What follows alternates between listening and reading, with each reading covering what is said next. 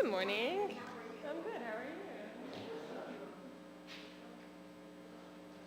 We're glad to see you have joined us. We were talking with one of the other commissioners about no, none of these came by shields.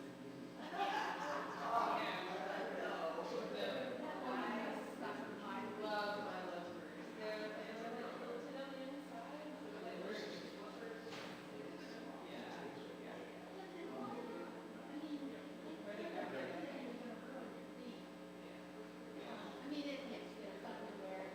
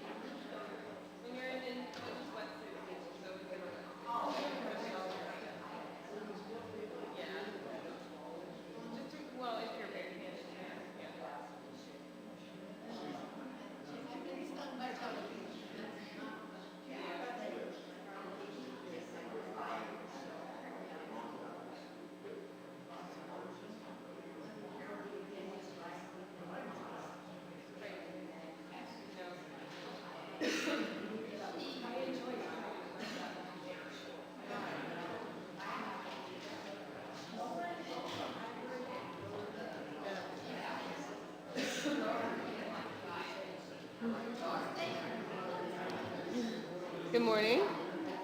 We'll give it a couple more minutes here.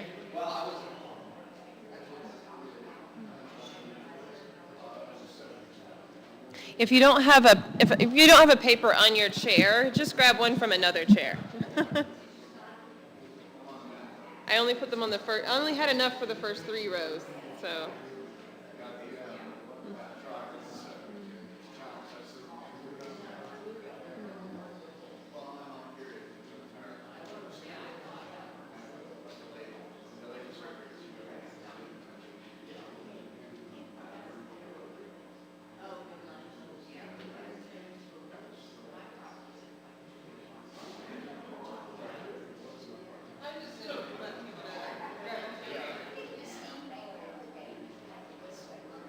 Yeah.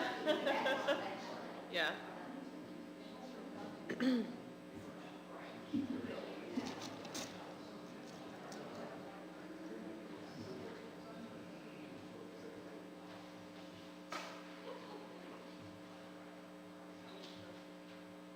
Are we ready?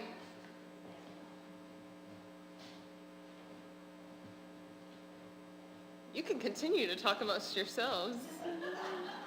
Yeah, you are live, but we got another minute here. We'll give.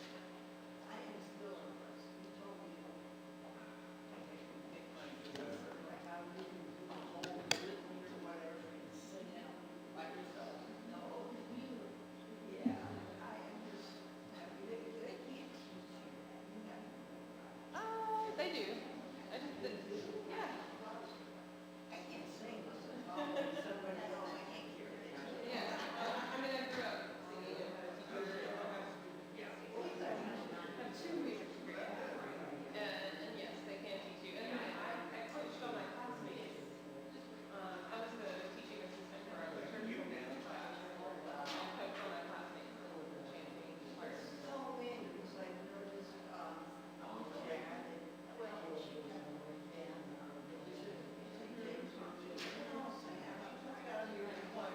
I mean, I think there's a lot of former choir members who are now clergy. Well, thank you. Yeah. All right.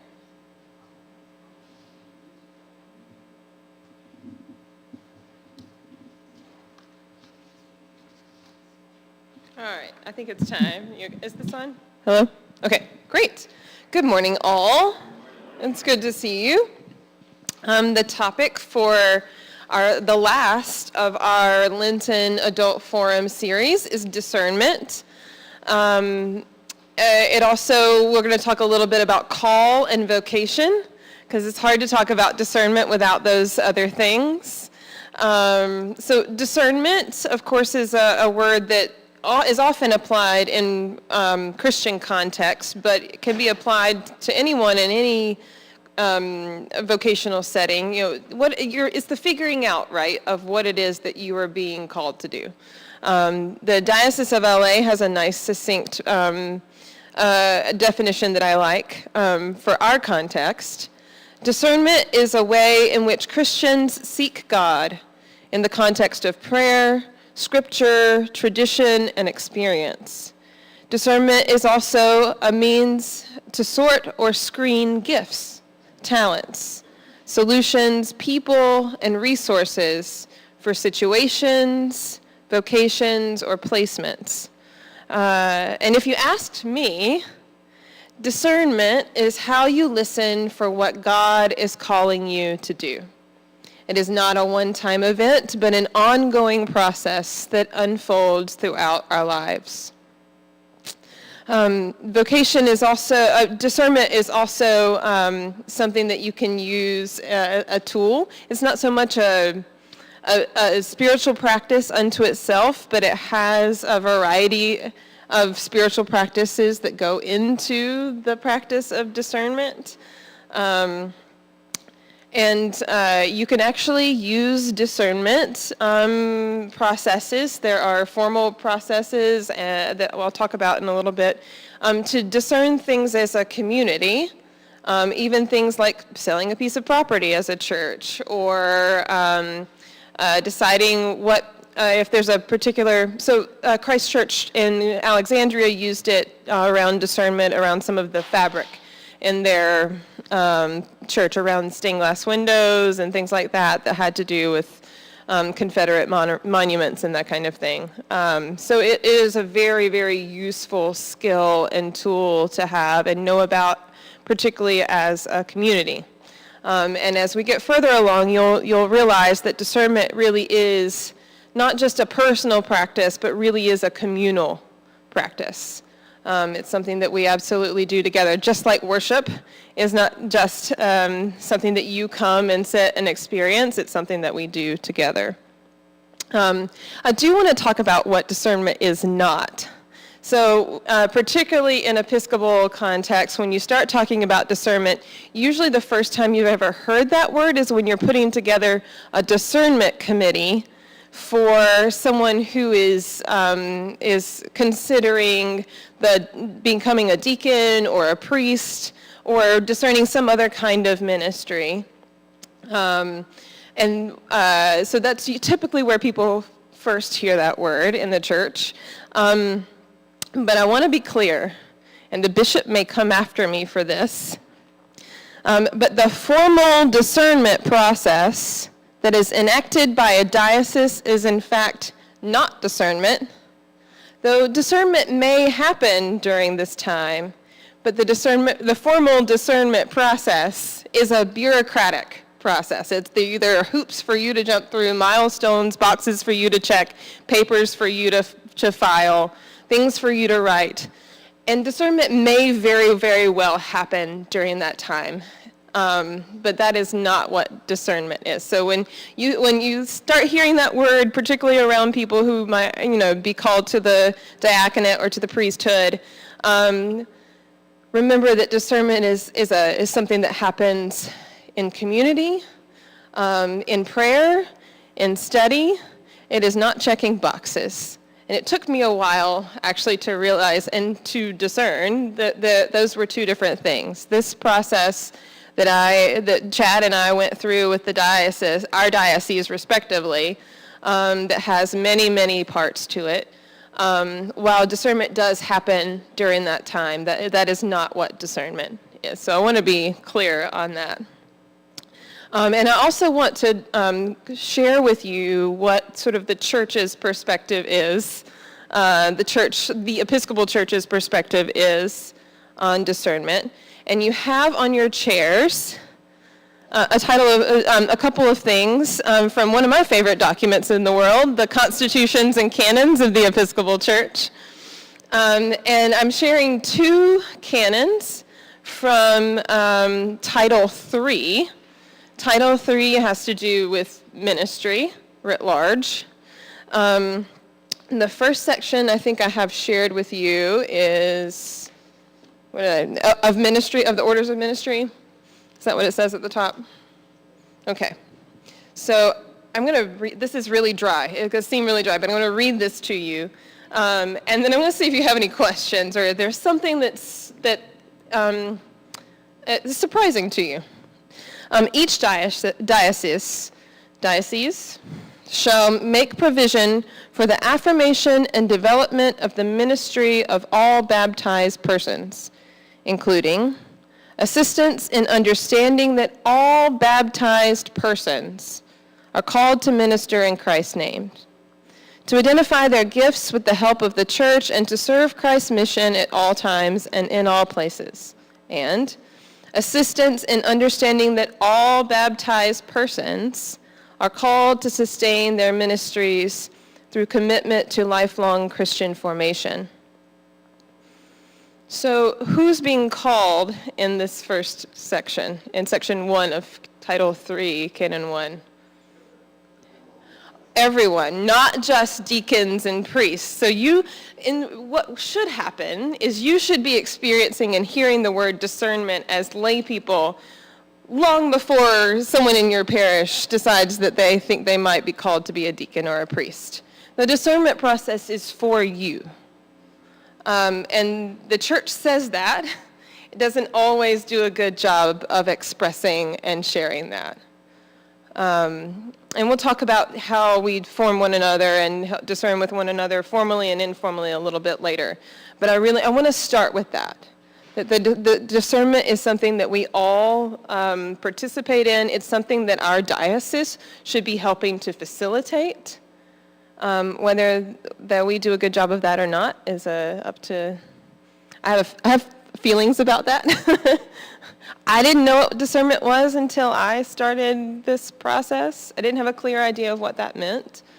And I think if someone had said to me as a layperson,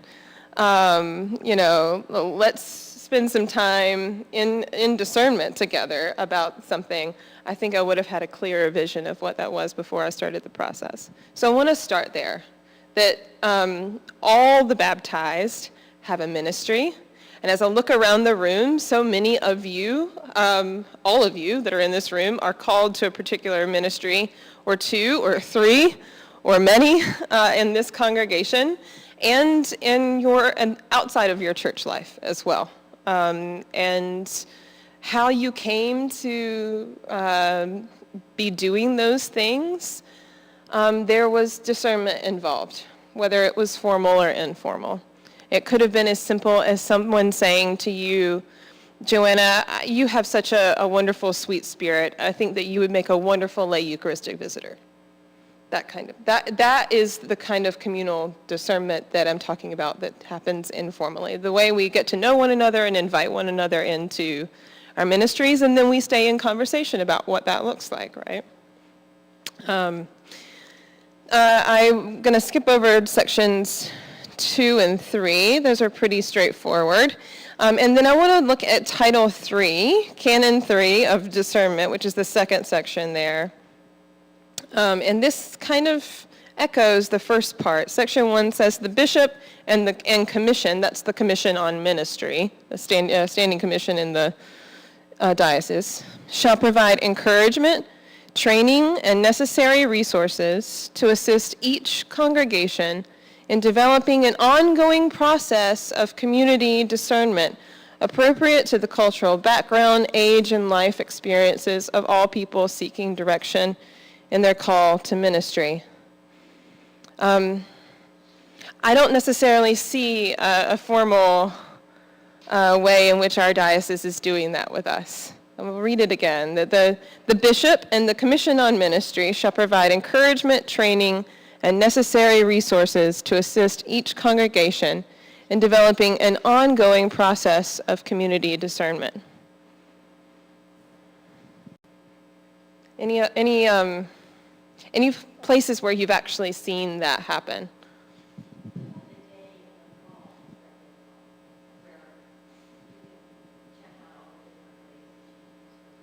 Here in our own parish, yes, we do. We have hosted a ministry fair in the parish. That's not something that the bishop or the diocese, So it just makes me. I'm putting this out there because I think that it's been left up to parishes to set up these processes of ongoing communal discernment, and we certainly do it informally here.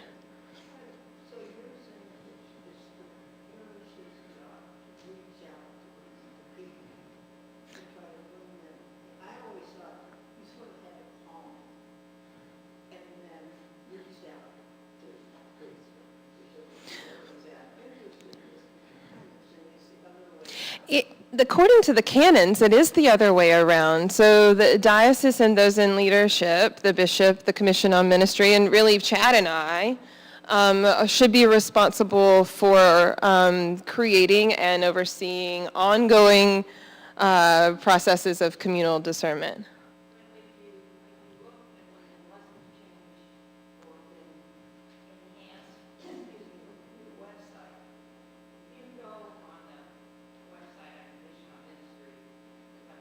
Yeah. There's nothing to take the local parishioner and say, basically, these are some options for you to look into if you want more information about that. Right.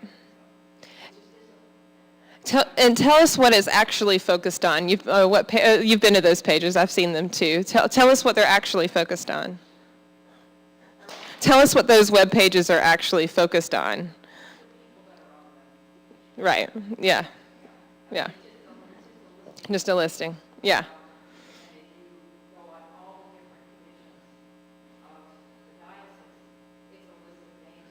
Right. Yeah. Yeah, and there are some pages that do sort of line out what the diocesan discernment process is, but all of it is really built around ordaining people to the priesthood.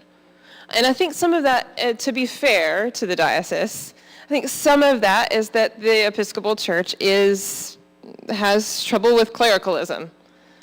This particular parish has, I think, less of that. So many of you own and take ownership and live and breathe your lay ministry in this parish. And I was telling someone over the weekend, basically on Sunday mornings, Chad and I are just roll in with our sermons and our and everything else is set and in place. I've been in other places where I've also been the altar guild in the morning, and also turning on the lights and the heat and unclogging the toilet and those kinds of things, where there's some parishes where you have to do it all. So to our credit, we have dealt with less clericalism here since I've been here, at least. But on the whole, the Episcopal Church has sort of had a identity crisis, I would say, a little bit around who ministers are, right? And we have to constantly remind ourselves that all of the baptized are ministers.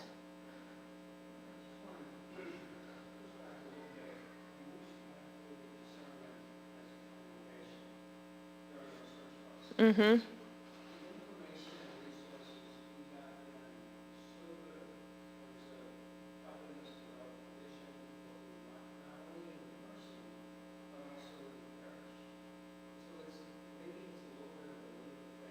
Mm. Sure, yeah.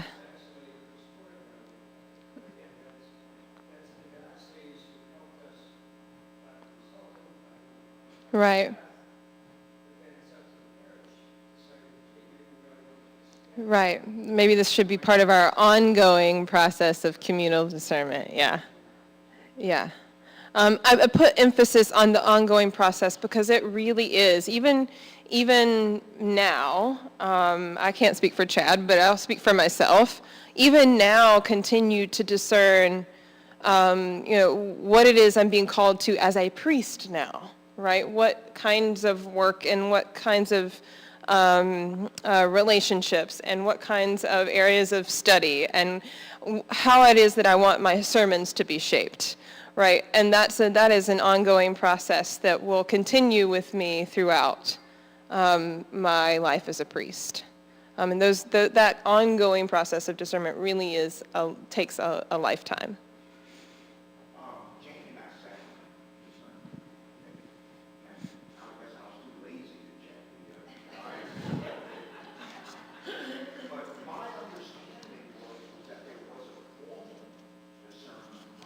There is. And that everything kind of depended upon the individual being called, coming forward and making known their interest. Mm-hmm. So I see it in one of these terms that talks about seeking out people. That's correct. Yes. Seeking out people, but whenever I've heard of the sermon, it's kind of been Right. individual A wants things. And that had a professional person leading us. Mm-hmm. There was a Yes, you had a facilitator. leading us through that. Right, right. Yeah, you're right about the canon says that the diocese should be actively seeking out. So the bishop in consultation, where does it say? The bishop and commission shall actively solicit from congregations, schools, and other youth organizations, college and university campus ministry centers, seminaries, and other communities of faith, names of persons whose demonstrated qualities of Christian commitment and potential for leadership and vision mark them as desirable candidates for positions of leadership in the church. I don't see, we invite people, in this diocese at least, we invite people to a discernment retreat. That's sort of the first step, is if someone pops up at any parish and tells their priest, I think I might be called to the priesthood, that person immediately, that's the first step, is for that person to sort of self-identify. But what really should be happening is we should be in conversation with one another and suggesting to one another the gifts that we are seeing in one another that would potentially be turn into a formal discernment process. And the formal discernment process is something that lay people can enter. It's not just for those that are being ordained. A couple weeks ago, a month or so ago, we had a clergy call. Our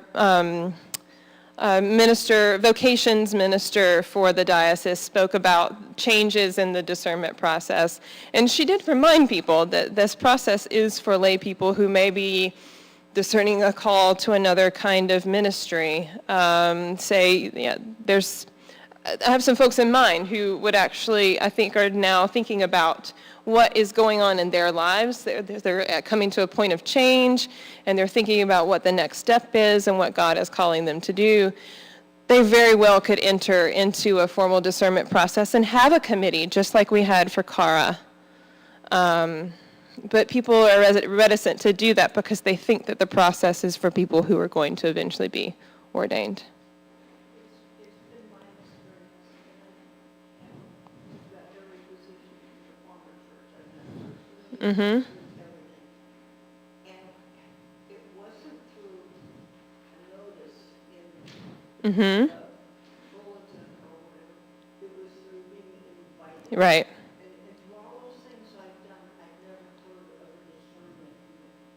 Right. Never seen it. Right. Now, as part of writing our, what you call it now, thing you write when you're searching for a Yeah, parish profile. Yeah. that is wonderful. And if people would see that, they learn a lot. Yeah. But I think it has to come from the leadership, and that's putting a lot on them. Yeah. But it's, I don't know if we personally invited a lot of people. And then once they do get involved, it's easier to keep them. Right. Yeah. Personal invitation is an informal way of doing communal discernment. It means that you, the person who's is doing the inviting, has been paying attention and noticing, right, and is listening to your community, to the people that are around you, and noticing those folks who would be a good fit for something, and that takes time to do that, and attention, care, yeah. Did you have a, yeah.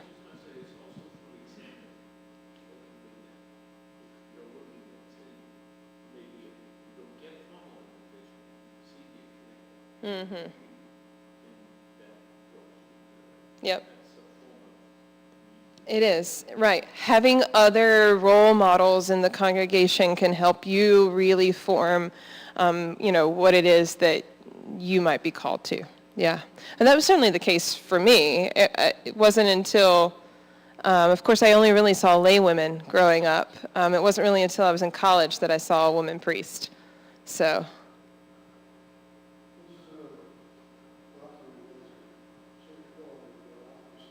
Yes, it does. Right. Yep.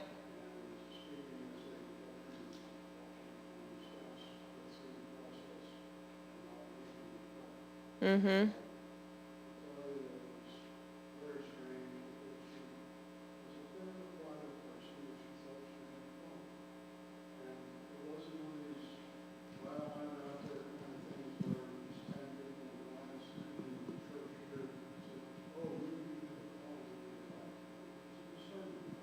Right.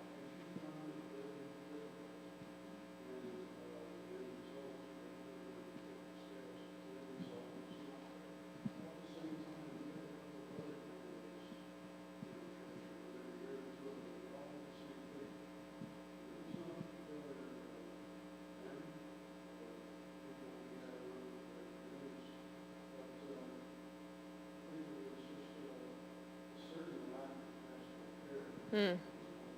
Mm.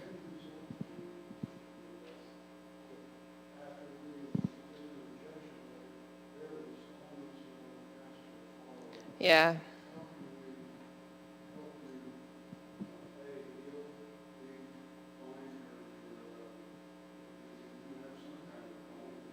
Yes. Yep. Yeah, that's something that is obviously missing from the formal process. But I think something that we miss too, right, is that we should list pastoral care in those list of practices as well, right? Right.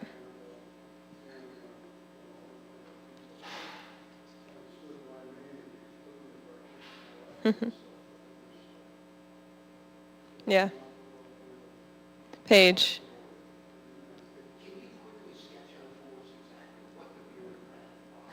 Yes. Yeah. I will try to yeah. Yeah, that's actually a good, because one of the things I was going to share with you is a little bit about my experience in the process. So the process, as best as I understand it in the diocese now, it hasn't really changed that much from when I started. I knew that I had a calling to the priesthood in 2010. When I was in Texas in graduate school the first go-round. And the first real step in that, actually, in the formal process, is to have a conversation with your priest. Almost all dioceses, it says that's where you're supposed to start. And I did. And I had a conversation with the priest at a church in Dallas that doesn't hire women priests. And he told me, because the canons say he must, no person shall be denied access to the discernment process based on, race, ethnic origin, color, sexual orientation, gender, all of those. And he said that he would sponsor me. But he did remind me that the vestry may not actually put me forward. So the way it works is you start out having a conversation with your priest. In this diocese, the next step is to go to a weekend discernment retreat that's typically held in Richmond somewhere. And then after that retreat, you come back to your home parish. You let the diocese know that you want to move forward with the formal discernment process. And they start to find a facilitator for your parish discernment committee, if you're on the parish track. There are other ways to come into this process, but the norm is to come through the parish. And then while that is building, while the committee is coming together and they find a facilitator, your job is to go explore the church. This is designed for folks who are being raised up in parishes that they grew up in, and they've really not ever seen another Episcopal church outside of the one that they grew up in. It was different for me because I had been in several different states at that point, in a whole gamut of parishes, from very tiny low church Virginia to very high church Anglo-Catholic in Texas. So it was easy for me to write about my exploration of the church. And having come from another denomination, my exploring the church was to also pinpoint what my sort of Anglican identity was. So all that happens within the first year of your discernment. You go through the discernment committee process. In this diocese, we use a very specific format for that group. I don't know if you still do this, but we use a format that we borrow from the Quakers, which is called a clearness committee. And it's a whole process of asking the seeker questions. So you're not there to really give them advice per se, or you're supposed to guide them through their own awakening and understanding of their call using honest and open questions.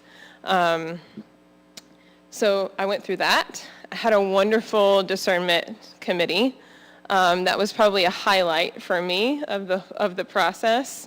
And in that time, we thought we might be leaving Virginia and moving to California. Brad had been offered a job. This was 2019, Brad had been offered a job at March Air Force Base in Southern California, and they helped us discern whether that was the right move for us or not. So they didn't only help me discern my own call, but helped us move through that decision-making process. So you can use that kind of format for that kind of decision-making as well. The next step of the process is really up to what they call well, before we get to a postulant. When you're doing the discernment committee phase, you're a seeker or an aspirant. There's another term for it I think we're using now. You have a name, sort of like a title sort of through each step of the process. When I was going through it, it was aspirant at this point, in that first year, essentially, of the process. But once you come out of the discernment committee phase, it's really up to you, the seeker, to finish all the paperwork. You have about total over the course of the process, 100 pages probably to write. I wrote 50 just in the first year for a document called Personal and Spiritual History or something like that. It's an extremely long survey, basically, of your life. And then there's also a psych evaluation and a marital evaluation and a physical, and all of that, even before you can even have a conversation about going to seminary.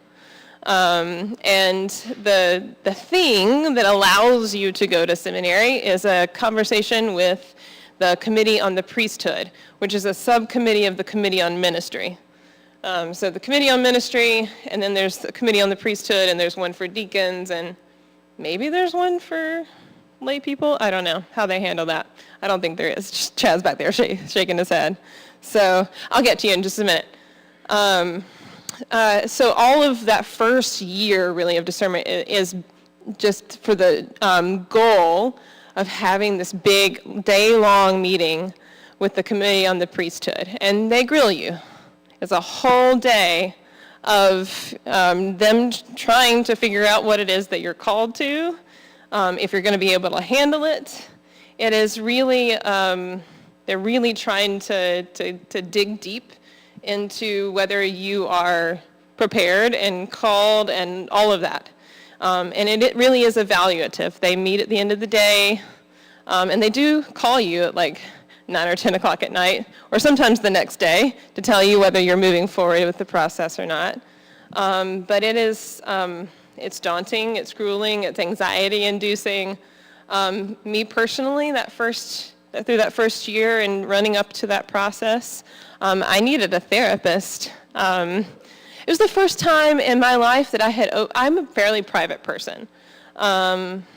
It's the first time in my life that I had ever opened up my life to anyone quite like that, because that committee gets like the cover sheet from the marital evaluation and your psych eval.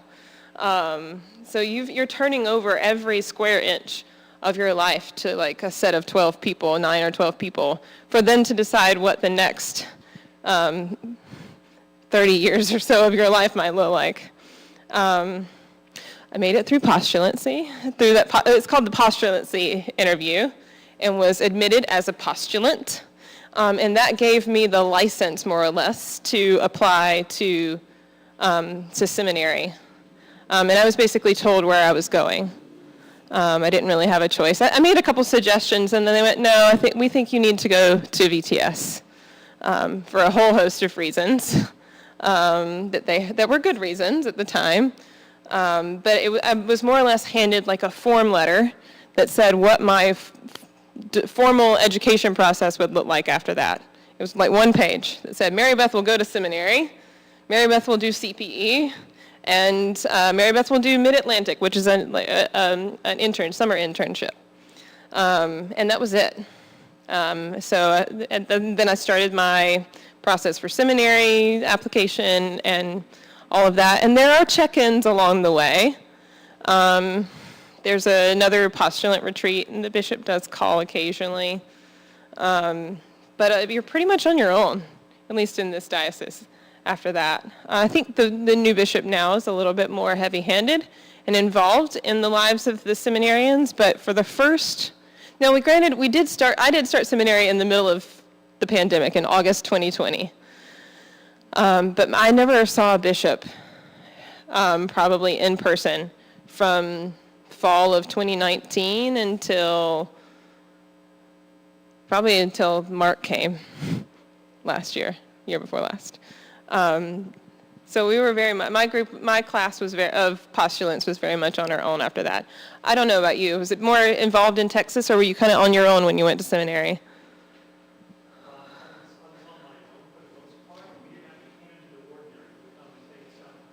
Oh, yeah. That's a lot. I never saw the bishop of the Diocese of Virginia on the campus of Virginia Theological Seminary in most of the years that I was there. It's kind of wild. So you're on your own. It's an adult process. So they trust you to some extent to be an adult learner, to decide what your learning goals are, what it is that you want to accomplish in seminary. So there is some agency that you're given there. But then they do check in with you along the way for an interview called candidacy, and that happens with not only the Commission on Ministry, but the Standing Committee this time. And I started the process in 2018, and then I didn't meet the Standing Committee until 2021. So I was pretty far along in the process before I met the Standing Committee. Standing Committee were the first people, actually, to treat me like colleagues. Which was kind of amazing, and passed that with flying colors, and of course got grilled again by the Commission on the Priesthood.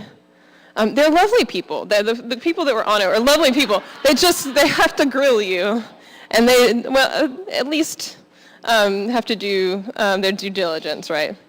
So, say that again. It is daunting. So does this sound like a bureaucratic process or a spiritual process? you wanted me to walk through the bureaucratic process. Okay. So go ahead. Throughout this process, there's a lot of grilling, a lot of questioning your intentions and reasons and motivations. Like, what kind of questions? What are they looking to find out? Where do they kind of draw on you? I mean, having gone through, you could probably sit on the other side to some degree to know what it is that marks you as a check mark. Yeah. Maybe you're better suited somewhere else. What are the kind of lines? Yeah, I think that a lot of them are individual. So I think a lot of the lines of questioning are based on kind of where you came from and where you're moving to. A lot of the questions that I got were, well, you've always worked in the church. You've never really done anything outside of the church. Like, are you prepared to work in the church? And I'm like, yes.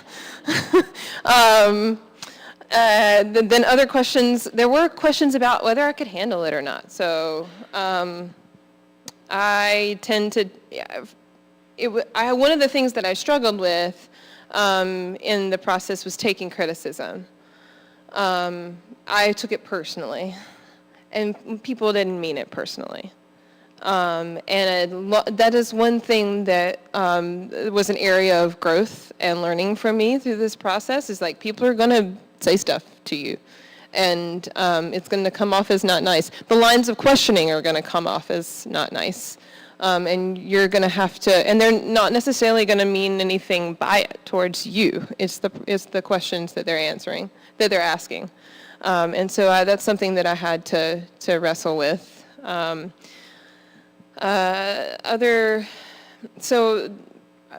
Other questions for other people might be, how are you going to bring your previous work experience into this? So I have a classmate who is a former college professor, political science and history professor, and lawyer.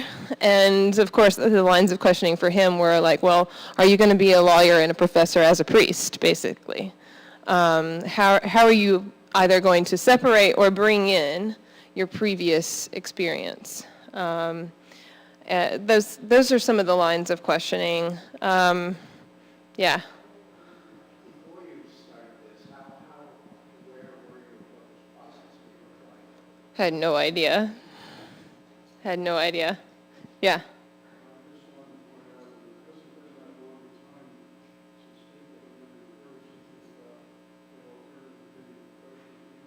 Yes. Yes.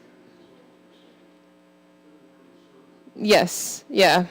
One thing I didn't do before we got started was talk about what the orders of ministry are and what they mean. Of course, you know what lay people are. You're doing a fine job of that. But deacons are kind of a little bit more ambiguous in this denomination. They're pretty clear in other denominations. So there are two types of deacons generally in the Episcopal Church. Before you can become a priest, you have to serve as a deacon for at least 6 months. And we often call those deacons transitional deacons. People don't love that term, but that's probably the best descriptor for it. And then there are people who we call vocational deacons, people who that they know that is what they're being called to. They will remain deacons the rest of their lives. Most of them, although I've seen a few who have been deacons for a long time, who did discern to the priesthood. And deacons it's a non-stipendiary role, is how it gets, they don't get paid. So deacons are often folks who, this is their side hustle, as it were. They work full-time and then serve the church as a deacon in a volunteer capacity. Or it's often folks who are retired or semi-retired who are either bivocational, who have a part-time job doing something else like social work or something, and then serve the church. And the deacon's role really is to be, there's some really lovely language. The deacon's job part of their job is to communicate the needs and concerns of the world to the church. So they're expected to be out in the world, working at places like Loudon Hunger Relief, and laws and other places out in the world, and then bring back those prayers and experiences to the church. And when they're here on Sunday mornings, their only job is to set the table, basically, and do the dismissal. Read the gospel. Yes.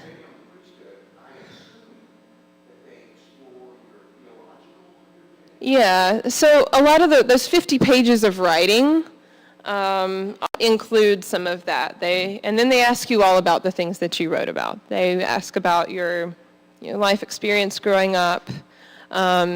Myself and a classmate of mine both were chatting about this process and both realized that we got heavily grilled on our parents' divorces along the way, and how those experiences might be currently affecting us and might affect us going forward, which is an interesting line of questioning. But yeah, they poke into every bit of your personal life.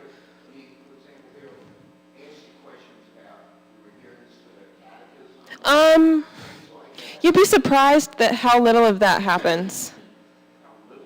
Yeah.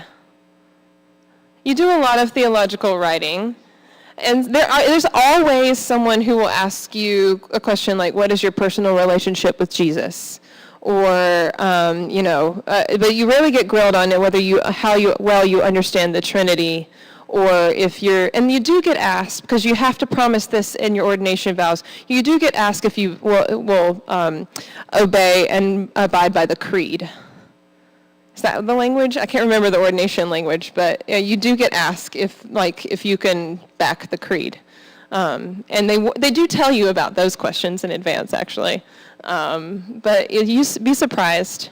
When they ask the theological questions, it's more of questions like, well, where did you see God in that experience? And how is God at work in your life in this part of your life, or in general, right? And how has your understanding of your relationship with Jesus changed over this time? So when they do ask the theological questions, it's more of those, but you typically don't, in this phase of in the formal discernment phase, don't typically get asked those theological questions. They have ordination exams for that purpose. Yeah.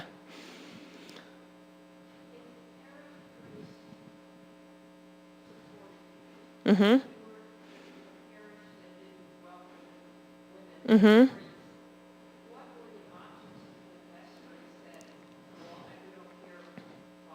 Yeah, I didn't finish that story. Yeah, so Father Bishop, actually, it was the rector of that church was a former bishop from Canada, actually. So Bishop Tony told me that he would support me, and if I wanted to stay there, he would do everything he could to advocate for me. He believed that we would be able to put a discernment committee together that would really support me. But he also said, you might want to shop around, which is what I did. And he said, there are parishes here in the Diocese of Dallas that would put you forth as a woman, but you may also want to go look in Fort Worth, which is what I did. It happened to be that my husband was living there in Fort Worth, so that made a lot of sense as we were moving through our relationship and through that early days of discernment. But yes, that's still what they tell women in the Diocese of Dallas. There are women that are ordained in that diocese. I'm friends with them. One of them, her Instagram handle is Priestly Rebel. So, yeah, so it's got another minute here. But yeah, that was the recommendation, was to shop around. Yeah, those that are serving in worship, if you want to duck out, feel free. Any other questions? I will say the rest of the process actually is mostly seminary, and then all of a sudden you get ordained. Yeah, other questions? So I do encourage you, the Quaker Clearness Committee model, if you were not on the discernment committee for CARA, I do encourage you to go Google Quaker Clearness Committee.